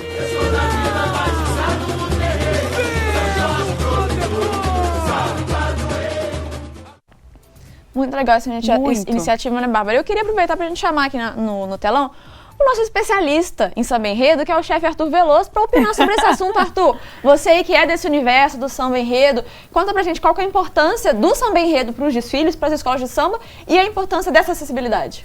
Mário, olha só, o samba enredo, ele é muito importante na construção dessa cultura brasileira, né, que é a maior manifestação cultural a céu aberto do mundo, né, que é o carnaval de escola de samba que a gente tem pelo Brasil, não só nos 2 grandes centros como São Paulo e Rio de Janeiro, como no Brasil todo, né, e se faz parte de um povo, a gente não pode excluir, né, as pessoas que têm ali algum tipo de deficiência ou que não conseguem, por causa de uma deficiência auditiva, acompanhar, né, essa festa. Então essa inclusão é muito importante para a construção da identidade cultural do povo brasileiro, sem dúvida. E essa é a magia da acessibilidade, né, Arthur? Não é só permitir que conteúdos cheguem a quem tem algum tipo de deficiência, mas é permitir que eles contribuam também nesse processo criativo, né, e que tudo vire uma coisa só. Com certeza. Na verdade, eles já dão essa contribuição, né, Bárbara? Nas escolas de samba do Brasil e do mundo tem deficientes de todo tipo, né? Então, quando a gente inclui eles, a gente não está permitindo a participação, né? A gente está deixando tudo mais acessível, né? Todo mundo em pé de igualdade para a gente curtir também a folia, né? Que é coisa séria, com certeza. Isso aí. O carnaval, como você disse aí, essa festa enorme, né, no Brasil, no mundo, né, ela tem que ser de todo mundo tem que poder participar, e a gente tem que parar de olhar para a acessibilidade como um favor, né, algo que está sendo como uma adaptação, uma adaptação que está sendo feita para deixar participar essas pessoas, e sim como algo que deve existir para que algo que é de todos realmente chegue em todos, porque são pessoas que fazem parte da nossa sociedade e que acabam sendo excluídas de muita coisa por não haver esse cuidado, né, que deve existir nos lugares. Então que bom. E logo no início da construção de qualquer projeto. Exato. Que bom. Então que bom que a gente está vendo isso com mais frequência surgindo aí, que se torne aí a norma, né, e não uma exceção. Sem dúvida, meninas. Valeu, Arthur. Daqui a pouco então a gente volta aí para ver a finalização da receita de hoje. Tá quase pronta. Até daqui a pouco, então. Até daqui a pouco. Mudando de assunto, então, a Agência Nacional de Vigilância Sanitária publicou uma nova resolução proibindo a exposição, comercialização e também a utilização de todas as pomadas usadas para modelar ou trançar cabelos. De acordo com a Anvisa, a regra vale inclusive para o consumidor que já tem as pomadas em casa. Enquanto a medida estiver em vigor, nenhum lote de qualquer desses produtos pode ser comercializado ou mesmo exibido em prateleiras. Para quem tem as pomadas em casa ou salões de beleza, a orientação da agência é que a utilização seja suspensa imediatamente até que estudos mais precisos sejam concluídos. Então fique atento. Para o consumidor, a orientação é para não usar ou adquirir nenhum dos modeladores. Se fez uso recente, lave os cabelos com cuidado, sempre lembrando de inclinar a cabeça para trás para evitar que o produto entre em contato com os olhos. Em caso de contato acidental, lave imediatamente com água em abundância. Se você sentir algum desconforto, procure o serviço de saúde mais próximo de casa. Os casos de intoxicação devem ser comunicados à Anvisa por meio de um endereço eletrônico. Pelo menos por enquanto não existe determinação para o recolhimento das pomadas, mas enquanto durar a investigação, os produtos devem ficar separados e não podem ser expostos ao público. As vigilâncias sanitárias locais devem ajudar a Anvisa na fiscalização e aplicação das regras impostas pela resolução. A medida é resultado de uma avaliação de risco feita pela agência depois do aumento no número de casos de cegueira temporária, provavelmente relacionadas à utilização das pomadas. Dados da Organização Pan-Americana de Saúde apontam que o número de adultos que convivem com diabetes mais do que triplicou nos últimos 30 anos nas Américas. O Brasil é o 4º país em incidência da doença no mundo. Quando tinha 15 anos de idade, Marina passou 3 dias em coma. Tudo por causa de uma complicação metabólica. Ela foi diagnosticada com diabetes tipo 1, que é quando o sistema imunológico ataca as células do pâncreas, que deixa de produzir insulina. Quanto mais atividade física eu faço, menos insulina eu tomo, e aí é mais fácil de controlar, né? Porque maior quantidade de insulina, mais probabilidade de erro. Então, quando você come menos carboidrato e você faz mais atividade física, a probabilidade de você errar é menor. Eu tenho 22 anos de diagnóstico já e não tenho nenhuma sequela. Então, eu quero conseguir um dia dar uma entrevista para você e falar, eu tenho 40 anos de diagnóstico e não tenho nenhuma sequela. Diferente do tipo 1, o diabetes tipo 2 está ligado à falta de exercícios físicos e com a má alimentação, que levam o organismo a se tornar resistente à insulina ou a não produzir o hormônio da forma que deveria. Essa alimentação, aquilo que você falou, mais ultraprocessada, o industrializado, a quantidade maior de açúcares nesses alimentos, então açúcares conservantes, e isso leva assim ao aumento de peso, e essa gordura que está aumentada no corpo leva ao aumento do diabetes, né? Essa insulina, ela não consegue ter uma ação adequada por conta da gordura, então leva a esse aumento do diabetes. Conseguir ter uma dieta saudável e uma rotina corrida pode ser um desafio. E para muita gente, nem é uma questão de escolha. 33 milhões de brasileiros vivem em situação de insegurança alimentar, ou seja, não tem garantia de acesso ao mínimo necessário, muito menos a escolher alimentos saudáveis. Segundo os dados da Organização Pan-Americana de Saúde, a diabetes é a 6ª causa de mortes nas Américas e a principal causa de cegueira em pessoas entre 40 e 74 anos, amputações de membros inferiores e doença renal crônica. A diabetes é crônica, não tem cura, mas pode ser controlada com mudanças no estilo de vida e tratamento médico.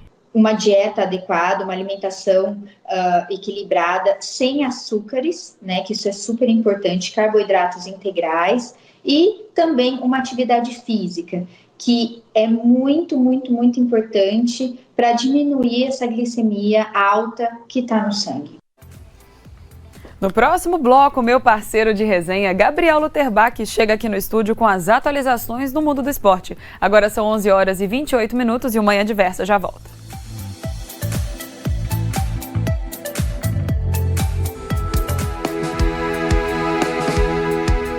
A Prefeitura de Santa Luzia está com inscrições abertas para o processo seletivo para psicólogo e assistente social. As inscrições devem ser realizadas até o dia 15 de fevereiro. O edital e a relação de todos os documentos obrigatórios para inscrição estão disponíveis no portal da Prefeitura.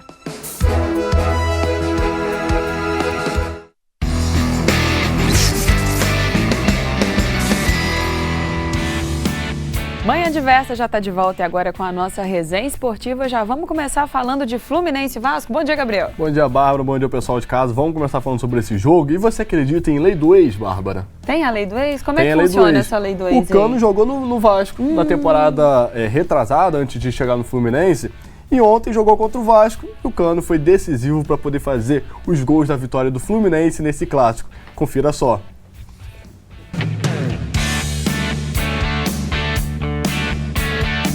Depois do primeiro tempo soberano do Vasco, o Fluminense se ajeitou na etapa final para sair com a vitória no clássico. E mais uma vez, Germancano estava inspirado. A lei do ex aconteceu primeiro após o cruzamento de Samuel Xavier e o argentino de primeira colocou no fundo das redes.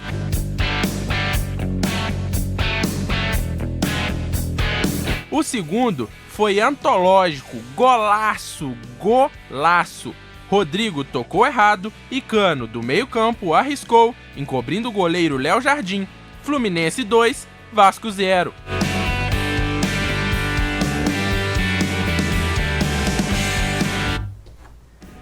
Que golaço, né? Eu ia voltar falando que o primeiro tempo ali foi do Vasco, mas esse gol deu uma desestabilizada. Porque golaço mesmo, né? Outro nível. Sabe o detalhe desse gol? Porque ele chutou com a perna esquerda.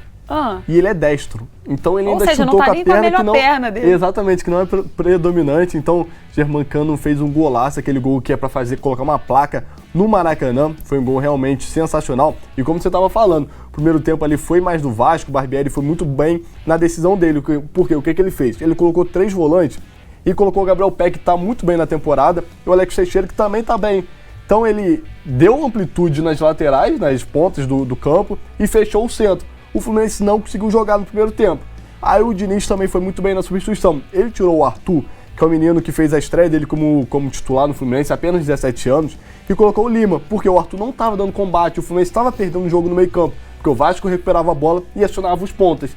Quando colocou o Lima deu mais força no meio campo do Fluminense, e aí o jogo do Fluminense começou a sair melhor. E aí a gente entra no ponto que o Fluminense já é um time mais preparado que o Vasco. O Vasco ainda está se encontrando, tem vários reforços, ainda não se tem um entrosamento necessário. Ainda está se encontrando, né? Exatamente. E tem outro ponto também, claro, que é o Germancano. As bolas que ele teve, ele colocou no fundo das redes. E então a gente pode falar que o Cano não estava furado ontem. Ontem não estava, ai meu Deus. Ontem o Cano estava... Eu achei que hoje a gente ia passar, mas não, tudo bem. Ontem o Cano estava certinho e ele fez os gols. E o Diniz também, compensação, né? Teve a sensibilidade de ver o que precisava ser feito, fez e isso deu resultado. Exatamente. Aí já tem uma galera no Rio de Janeiro que está chamando o Vasco de freguês, porque o Fluminense não perde pro Vasco desde 2019. Já são 6 partidas sem saber o que é perder pro Vasco. Então, graças também a esse gol do Cano que mantém esse jejum. Golaço. Golaço Nossa mesmo. Senhora, Gabriel. É um gol de um jogador que tem feito a diferença desde a temporada passada. E essa temporada ele começou também da forma como ele terminou. Então, imparável o Germancano. Faz o L por causa do filho dele, o Lorenzo. Teve também mais bola rolando no Campeonato Carioca, mas no sábado. O Botafogo jogou contra o Bangu e venceu. Então a gente também tem artezinha aqui para poder colocar.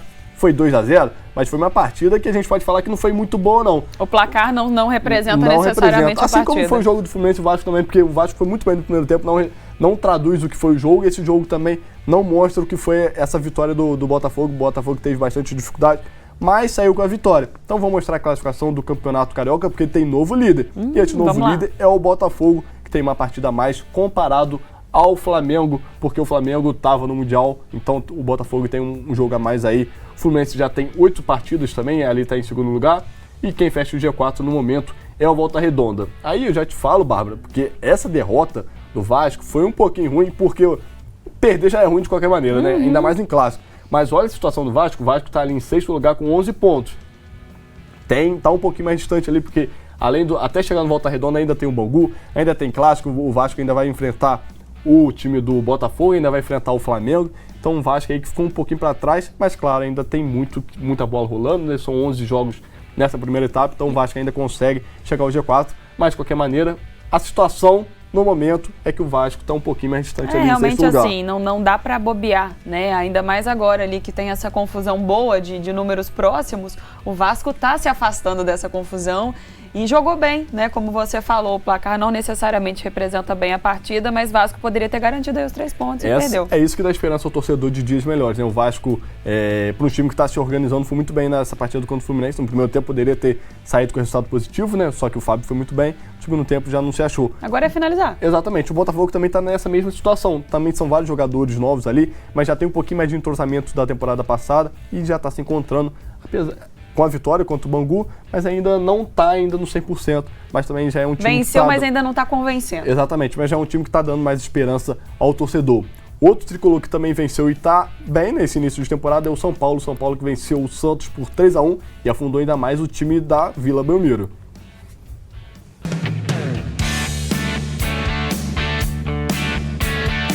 Mais um tricolor saiu com vitória. Caleri, de cabeça, abriu o placar após cobrança de Wellington Rato.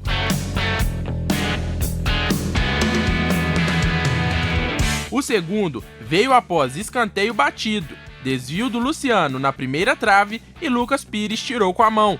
Pênalti. Na cobrança, Galopo tirou do João Paulo. O terceiro veio no fim da partida. Luan, de fora da área, fez um bonito gol.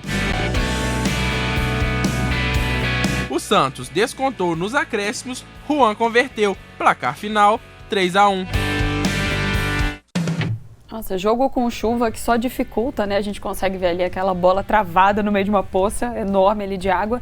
E Santos, que na nossa última resenha esportiva a gente tinha falado que bom, né? Parece que mudou, parece que realmente acordou aí pro ano de 2023, mas aí perdeu de novo. Então assim, não teve estabilidade ainda, Gabriel. Exatamente, o Santos que volta a se preocupar então com o rebaixamento, né? Ainda tem chance de classificar, mas também tem que pensar em se manter na Série A do Campeonato Paulista. É claro, teve 2 expulsos que prejudicou bastante o time do Santos, essa bola aí que poderia... Eu não sei o que você faria nessa situação, Bárbara, porque se o jogador não bota o braço, é gol. Se ele bota o braço, impede o gol, é pênalti e ainda é expulso.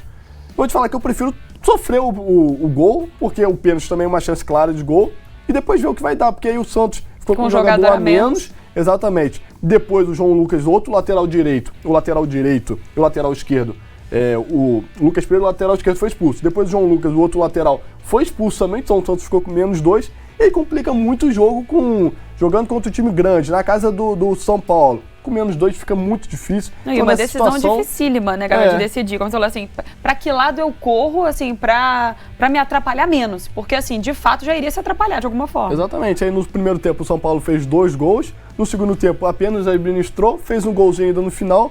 E aí numa jogada boba ali do São Paulo, sofreu pênalti. E aí o Rian descontou pro time do Santos. Mas assim, é um Santos que precisa se preocupar. Início de temporada é bastante fraco. E o São Paulo, que tinha começado bem a temporada, depois deu alguns sustos no torcedor, agora pelo menos está emplacando uma sequência de jogos bons e dá um pouquinho mais de esperança. Quem dá esperança também, que é um ponto que o torcedor, eu particularmente não entendo muito, acho que o torcedor de São Paulo ligado na gente também vai concordar. Por que o Luan, volante, não tem muita chance? É um jogador muito bom, a chance que ele entrou no segundo tempo, o torcedor estava pedindo o Luan para entrar em campo. Ele logo já fez o gol, sendo volante, que não é a característica principal dele. Então, assim, não dá para entender muito por que o Luan não tem muita chance. É um volante que foi muito bem, caiu no ano passado por conta de contusão, não voltou muito bem. E esse ano tem de ser o ano de afirmação dele. E o torcedor também tá nessa, porque tanto que pediu o Luan em campo e ele respondeu com esse gol aí. Olha esse gol com a poça, chutando tudo, muito forte. Tem situações que não ficam claras, né, Gabriel? Que a gente não entende se alguma coisa fora de campo justificaria a ausência de um jogador que, quando entra em campo, consegue fazer muito bem o papel dele. Exatamente. Esse jogo também foi bom pro Caleri, porque o Caleri, o centroavante do São Paulo, que ainda não tinha feito gol, fez o primeiro na temporada. E é muito importante, né? Desencantou 2023, exatamente, né? Tirar essa zica, tirar essa falta de sorte que ele estava tendo. E agora fez o gol e a tendência é que ele empaque gols, né? Assim como a gente falou aqui do Cano, falou do Pedro também. Então era bem importante esse gol do Caleri. A gente vai falar agora sobre o jogo do Corinthians contra a Portuguesa, porque foi um jogo bem fraquinho, um empate sem gols, e a gente vai conferir os melhores momentos dessa partida enquanto a gente vai conversando, porque o Corinthians podia ter entregado mais. Foi um jogo fora do estado de São Paulo, esse jogo foi no Mané Garrincha, lá em Brasília. Tava sem o Cássio, Carlos de Miguel, que foi o goleiro. Mas um Corinthians que fez um jogo muito fraco, parece que ainda não se recuperou da derrota para o São Bernardo na rodada anterior, e teve algumas chances de fazer gol, como esse lance aí, mas que parou no goleiro. E como se esperava, né, Gabriel? O Corinthians, a gente realmente espera a superioridade, né? Ainda mais falando ali de um estadual e num confronto contra a Portuguesa, mas isso não foi refletido em gol. Exatamente. Você pode ver que as melhores chances foram do Corinthians, mas não conseguiu botar a bola na rede, que é o que importa, né, Bárbara? Que é o que importa. Não adianta empilhar chances, como essa do Roger Guedes, mas não conseguir fazer o gol. E a Portuguesa, dentro da limitação dela, que é um time inferior tecnicamente, inferior historicamente, enfim, fez um bom jogo, conseguiu marcar ali forte e conseguiu sair com empate.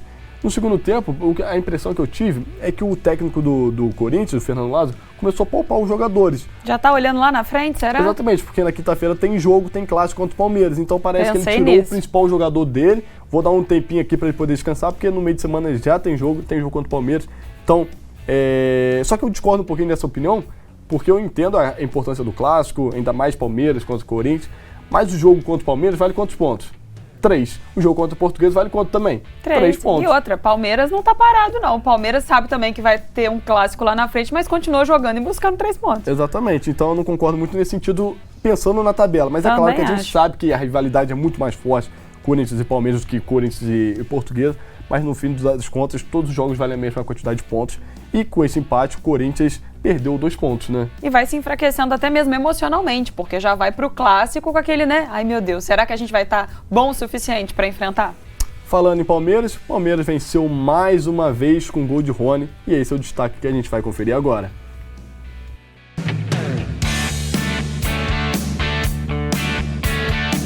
O Palmeiras venceu mais uma. O gol veio no início do segundo tempo.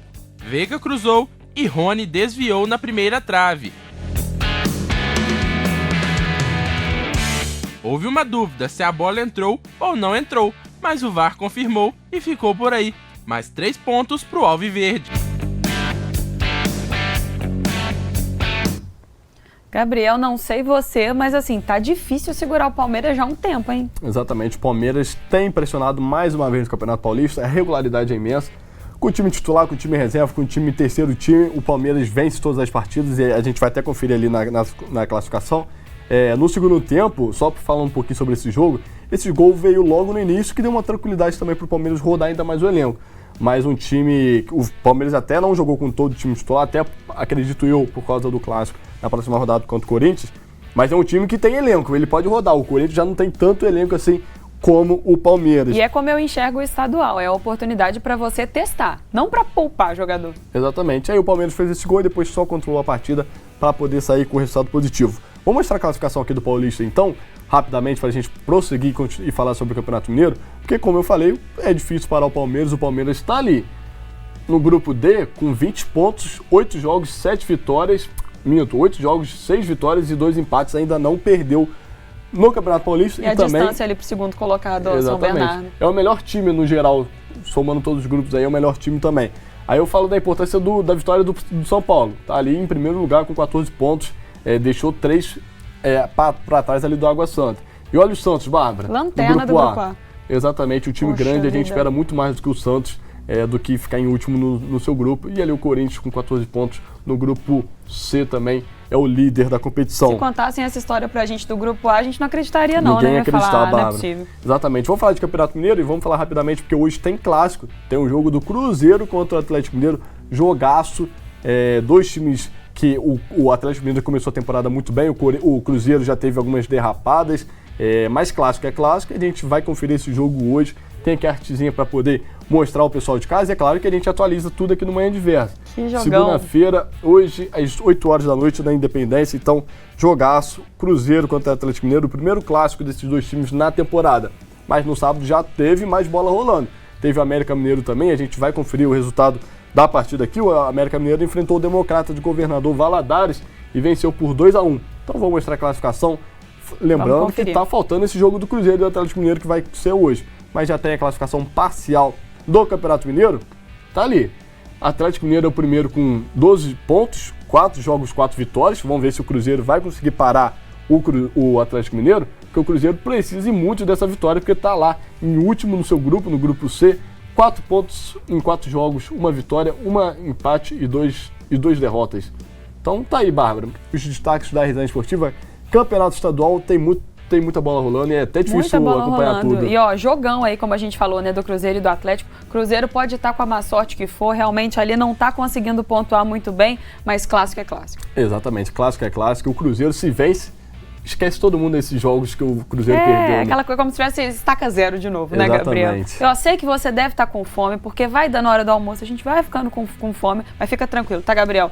Próximo bloco tem mais Bora Hangar. A receita de hoje é arroz de forno recheado com cogumelos. O intervalo é um minutinho só e a gente já volta, então não sai daí.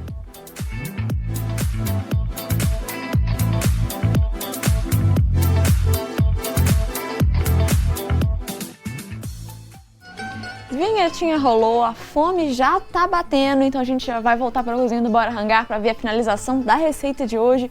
Que tá prometendo, né, Mari? Mais uma segunda sem carne, uma receita dessas aí que perfeita para a hora do almoço, Arthur. Então hoje, ó, minha marmita tá garantida, hein? E você falou tudo, Mari. A fome tá batendo mesmo, a minha barriga tá até roncando aqui. Eu tô aqui convivendo com esse aroma, né? Já tá pronto aqui. No último bloco ela ficou pronta, então eu tô aqui no estúdio esperando vocês me chamarem, sem poder comer. Então você imagina o sofrimento que eu tô passando aqui. A boca tá cheia d'água. Esse arroz de forno recheado com cogumelo é tudo de bom, meninas. Haja evolução espiritual, tá, chefe Arthur Veloso? Então, para você não sofrer muito mais, vamos finalizar? Bora Hangar? Vamos Bora Hangar, então. Sejam todos bem-vindos e bem-vindas de volta à nossa cozinha, a Cozinha do Manhã Diversa. Hoje aqui nessa manhã maravilhosa de segunda-feira, a gente teve mais uma segunda sem carne e você aprendeu comigo arroz de forno recheado com cogumelos. Essa receita maravilhosa que está aqui na minha frente, pronta, já devidamente gratinada, esperando só aquele momento da felicidade, aquele momento de comer e ser feliz, tá? Se você ligou a televisão agora, perdeu o nosso preparo, tá só com essa imagem de dar água na boca aí, querendo doido para poder aprender a fazer, não se preocupa não, ó, o nosso endereço está aparecendo aí na tela. É só acessar youtube.com/TV Diversa, se inscrever no nosso canal, ativar o sininho para receber as notificações. Aí quando o vídeo sair por lá, você assiste na calma do celular, tá? Aproveita também que você já tá com o celular na mão aí, segue o Instagram também, @TV Diversa. A gente tá em todas as redes, no Twitter, Facebook, TikTok, YouTube, Instagram, do seu lado, todo dia, para você te entregar um conteúdo bacana também nas redes sociais, não só na televisão, tá? O nosso WhatsApp também tá aparecendo na tela. Nesse número você pode mandar sugestões de receitas, pode tirar alguma dúvida sobre a receita que passou, que você perdeu. Não se preocupa, a gente tá aqui para te ajudar, tá bom? Papel e caneta na mão, celular para tirar a foto da tela. Vou dar uma revisada nesse arroz de cogumelo. Vamos lá? Para fazer esse arroz recheado com cogumelo, você vai precisar, para massa, 2 xícaras de chá de arroz branco, 2 ovos, 1 caixinha de creme de leite, um maço de salsinha, 1/4 de pimentão amarelo picadinho e uma lata de milho verde. Para o recheio são 4 colheres de sopa de azeite, 4 dentes de alho picado, 1 cebola picada, 3 bandejas de shiitake, 1 cebola roxa, 1 ramo de tomilho, 1 xícara de chá de azeitonas pretas e 1 caixinha de creme de leite. Gente, receita muito simples, tá? Eu comecei pelo recheio, cebola cortada em meia lua ali, eu deixei ela caramelizar bem no azeite até ela perder bastante o líquido, ficar bem marronzinha da caramelização, aquele sabor bem gostoso. E aí depois na sequência adicionei os cogumelos, deixei eles dar também uma refogada, já temperando com sal, pimenta do reino. A gente também entrou com as folhinhas de tomilho desfolhadas junto com a cebola. O alho também laminado junto com a cebola, então você faz aquele recheio bem gostoso. E aí a massa é muito simples, tá? É só misturar todos os ingredientes, o arroz já cozido, mistura, deixa dar uma firmada na geladeira e aí depois você vem formatando a sua travessa, né? Coloca uma camada de arroz no fundo, depois a camada do recheio, depois mais arroz. Aí eu usei alguns cogumelos para finalização, que eles dão essa dourada bacana. E aí, ó, também o cheiro verde, a gente coloca metade dentro da massa e a outra metade a gente deixa para jogar por cima, porque dá uma vida especial pro nosso prato aí, ó. Tá vendo? Então, se você gostou dessa receita, me segue lá no Instagram, meu Instagram @chefarturveloso, vai aparecer na tela aí para você, tá? Lá você encontra receitas exclusivas, lá você consegue falar comigo. Se fizer a receita, manda foto para mim, eu vou ficar muito feliz, tá? De poder estar aí na sua rede, do seu ladinho também, lado a lado. Vamos aqui, chegou a hora de experimentar e ser feliz. A minha barriga tá roncando e não é mentira. Então vou pegar um pedaço desse arroz aqui, ó, super recheado com cogumelos, cremoso na medida certa. Olha.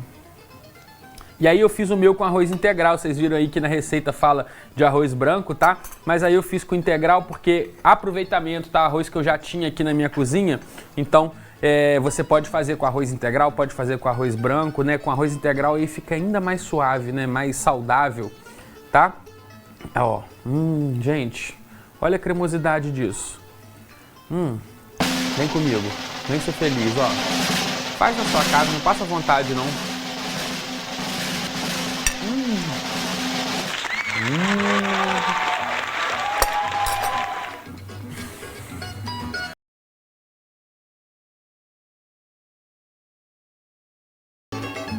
Olha, ó, não venha me dizer que cogumelo é caro, porque veja bem, aqui a gente não está usando a carne, com tanto um valor que você gasta para comprar carne, você compra muito cogumelo, você faz um prato desse aqui para bastante gente. Você pode, se quiser fazer de carne, pode fazer, tá? Mas olha, experimenta com cogumelo, não, perde o preconceito porque vale muito a pena, tá bom? Eu vou ficando por aqui, amanhã tem mais Bora Rangar. Vou chamar minhas amigas Mari Zacaron e Bárbara Lage para encerrar o programa. Dá licença, viu? Arthur, toda. Nossa, tá lindo, tá meu bonito, Deus. Tá aquele prato, aquela coisa que você... Imagina a cena, né? As pessoas ali sentadas em volta da mesa e você chega com essa travessa e coloca ali no meio, assim. Imagina a reação das pessoas, assim. Tá com... Pois é. Dá pra imaginar essa cena direitinho e, ó... Gostei que tá bem servido, né? Aquela comida de um prato só, Fartura, né? Que Mari? já tem tudo aí na refeição, então come né? A refeição completa já tá aí dentro, então assim, ó... E prático, né, Mari? 15 minutinhos de forno, então acabou, não tem mistério. Muito simples, muito prático. Não tem desculpa para não fazer. O arroz de forno, no geral, é uma receita prática, né? Uma receita dessas assim que dá para você usar o que você tem na geladeira, né? Fazer ali combinações diferentes, a praticidade. O fato de ser uma refeição aí que é tudo numa só, né? Completa. E essa versão vegetariana agora, claro, ganhou ainda mais meu coração. Então já tô ansiosa para ir experimentar. Ô Mari, pode deixar que eu vou guardar para você um pouquinho. Deixa eu falar. Eu queria ajudar um telespectador que mandou uma mensagem aí, falando que ligou a televisão agora e perdeu a receita. Luiz Henrique, daqui de Juiz de Fora. Então, produção, receita na tela pro Luiz Henrique tirar aquela foto. Tá aí, ó, Luiz Henrique. Pode tirar uma foto com o seu celular, faz essa receita em casa, é muito fácil, você não vai se arrepender. Já deu tempo, né? Mas já tá bom, né? Ai, se não conseguiu ainda assim tirar a foto, é só acessar lá no YouTube, youtube.com/TV Diversa. Luiz Henrique, se inscreve no nosso canal, ativa o sininho, aí quando a receita sair por lá, você copia ela direitinho, tá bom? E ó, chefe Arthur Veloso deu o link aí, aproveita que aqui também é tudo facilitado. Tem também o QR Code aqui aparecendo na sua tela. Nós estamos modernos, hein? A gente tá super chique, a gente é muito tecnológico. É só você pegar aí ó, o seu celular, coloca ali a câmera do seu celular, aproxima aqui da tela, já aproveita o QR Code e acessa o link. É isso aí, Com certeza. Arthur. Mais uma receita concluída com sucesso, mas mais uma semana só começando. Então ainda tem muita coisa boa no Manhã Diversa, no Bora Rangar ao longo dessa semana. Então amanhã você volta. Com certeza, meninas. Até amanhã. Até amanhã, meu querido. É isso, né? Amanhã Diverso de hoje já tá terminando, mas a nossa semana tá só começando, como a gente disse. E se você quer ficar sempre por dentro das novidades, é só seguir a Diversa nas redes sociais, além de acompanhar o nosso site e o nosso podcast para ter acesso a muito mais conteúdo. Exatamente isso, Mari. Você fica agora com o programa Conhecendo Museus e mais tarde, às 9 da noite, tem também o Jornal Diversa em Rede. A gente volta a se encontrar amanhã, já anota aí na agenda, ao vivo, a partir das 10 horas, com mais Manhã Diversa para você. Ótima semana e até lá.